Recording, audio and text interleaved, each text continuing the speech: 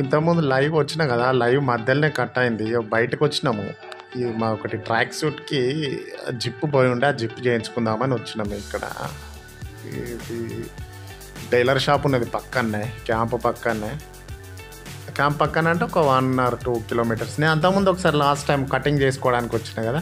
మన నిన్నటోడు ఇంగ్లీష్ వాడు ఉన్నాడు కదా, ఇంగ్లీష్ మీతో మిమ్మల్ని ఇంగ్లీష్ మాట్లాడి ఇరిటేట్ చేసి వాడు.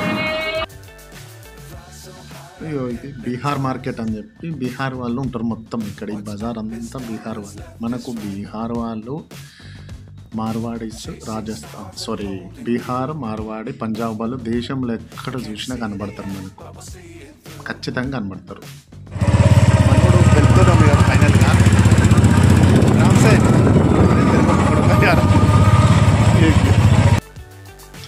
వీడు టుక్ టుక్ అని చెప్పి కన్నా బడగొట్టదు అట్లా.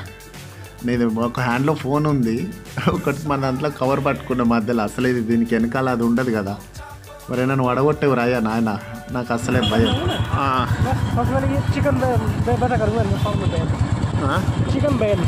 ఫైనల్గా చిన్నపాటి దుకాణం వచ్చిన ఏమన్నా తిందామన్నాడు ఇటు మనోడు.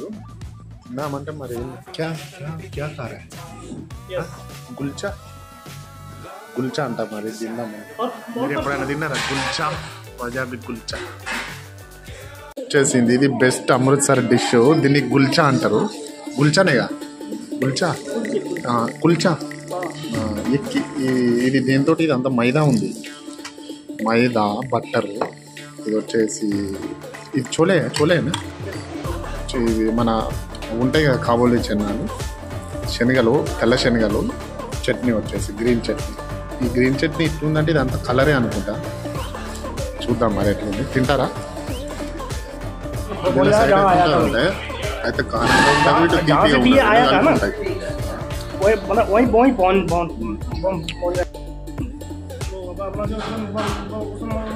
విషయానికి వస్తే నాకు ఇట్లాంటి అసలు ఇష్టం ఉండదు, కానీ జబర్దస్త్ తింటున్నా. మనకు టైం కింద రైస్ పప్పు మనకు ఫేవరెట్.